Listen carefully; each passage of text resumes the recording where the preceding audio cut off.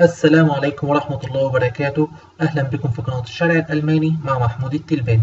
النهاردة الدرس الخامس بتاعنا هنتكلم فيه عن الأعداد الأساسية اللي هي من 0 ل20. بالألماني يعني دي كادنالزahlen. طيب، أنا دلوقتي هقول الرقم بالراحة وبعد كده هسرع. 0 يعني 0 0 0. 1 1 1 1. 2 يعني 2 2 2. وفي بعض الأماكن والناس بيقول عليها تسفو تسفو تسفو. 3 يعني دراي دراي دراي.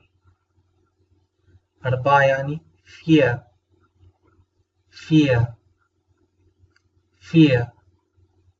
5 يعني فünf فünf فünf. 6 يعني sechs sechs sechs. 7 يعني sieben sieben sieben. 8 يعني acht acht acht. 9 يعني neun neun neun. 10 يعني zehn zehn zehn. 11 يعني elf elf elf. 12 يعني zwölf zwölf zwölf. طيب 13 هي بسيطة جدا، 3 بلس 10. تمام، فهتبقى 13 13 13. 14 14 14 14. 15 15 15 15. 16 مش هتبقى 16 nicht 16 ولكن هتبقى 16 16 16. 17 مش هتبقى 17 لا هتبقى 17 17 17.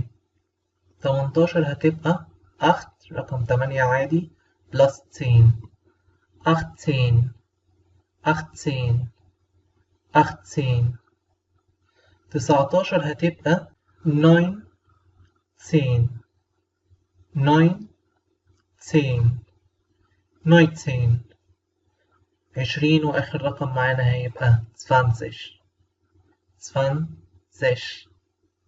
20.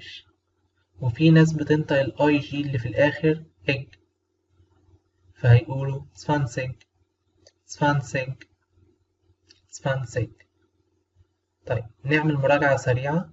0 1 2 أو 2 3 4 5 6 7